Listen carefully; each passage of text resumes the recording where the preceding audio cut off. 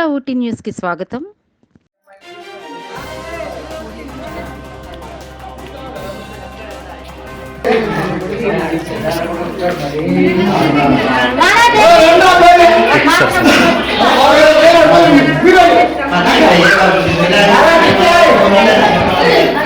అమ్మా, ఇది మీ స్కూలేనా?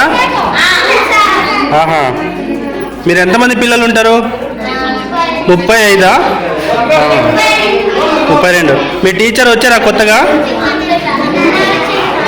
నిన్న వచ్చారా?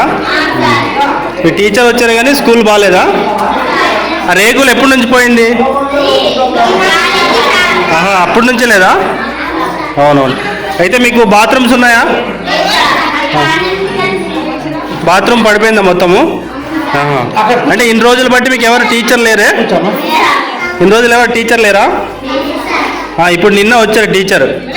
కానీ మీరు వర్షం అంటే మీరు బడికి వచ్చినప్పుడు వర్షం పడినప్పుడు మొత్తం ఇదంతా కారిపోతుందా?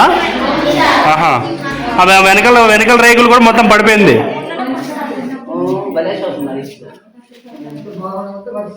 పైన రాళ్ళు పెట్టున్నారు కదా, మా రాళ్ళు పడినప్పుడు కూడా పడిపోతుందా ఇక్కడ?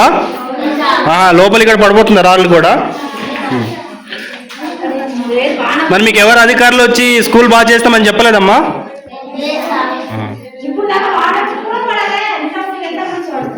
నమస్తే అండి, నా పేరు బుడిదె మాధవరావు.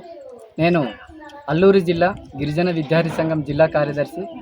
ఈరోజు గిరిజన విద్యార్థి సంఘం బొంగారం పంచాయతీ నిట్టపుట్టు గ్రామంలో ఈరోజు సందర్శించడం జరిగింది.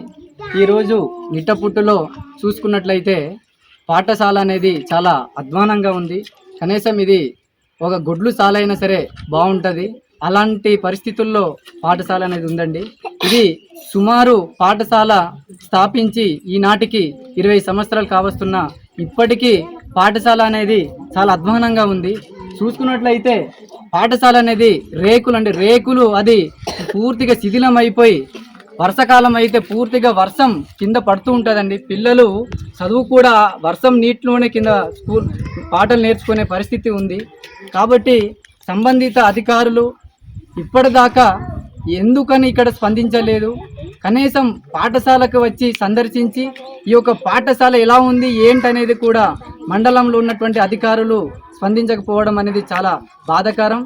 కాబట్టి సంబంధిత అధికారులు ఈ బొంగారం పంచాయతీ నిట్టపుట్టు గ్రామంలో ఉన్నటువంటి ఈ పాఠశాలను వచ్చి సందర్శించి ఈ యొక్క పాఠశాలను కనీసం ఆ రేకులైనా పాఠశాలకు మంచి రేకులు వేస్తే పిల్లలు వారు చదువుకోవడానికి చదువుకుని వారి భవిష్యత్తు బాగుంటుందనేసి నేను డిమాండ్ చేస్తూ ఉన్నాను. లేదనుకుంటే మా గిరిజన విద్యార్థి సంఘం తరపున దీన్ని పెద్ద ఎత్తున మేము ఉద్యమాన్ని చేస్తామనేసి డిమాండ్ చేస్తున్నాం.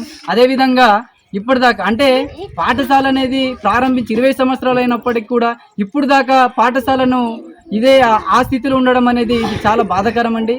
కాబట్టి ఎందుకు ఇదిలా ఉంది అంటే కనీసం సంబంధిత అధికారులు స్పందించకపోవడమే. అంటే ఎందుకు స్పందించట్లేదంటే మారుమూల గ్రామాలకి ఎవరు వెళ్తారులేండి అక్కడ అనేటటువంటి ఆలోచన అధికారులకు ఉంది. అందుకారణంగానే ఈ పాఠశాల అనేది ఇలానే ఉంది. ఇదే పాఠశాల కాదండి, పంచాయతీలో చాలా పాఠశాలలు ఇదే పరిస్థితి ఉంది. కాబట్టి అధికారులు దీన్ని స్పందించి వెంటనే ఈ యొక్క పాఠశాలను రేకుల్ని పటిష్టంగా ఏర్పాటు చేసి ఈ యొక్క నిట్టపుట్టు గ్రామంలో ఉన్నటువంటి పిల్లల చదువును బాగోగులను వారు చూస్తారని మేము డిమాండ్ చేస్తూనే ఉన్నాం. కాబట్టి తక్షణమే ఇది అధికారులు స్పందించాలని గిరిజన విద్యార్థి సంఘం తరపున డిమాండ్ చేస్తున్నాం.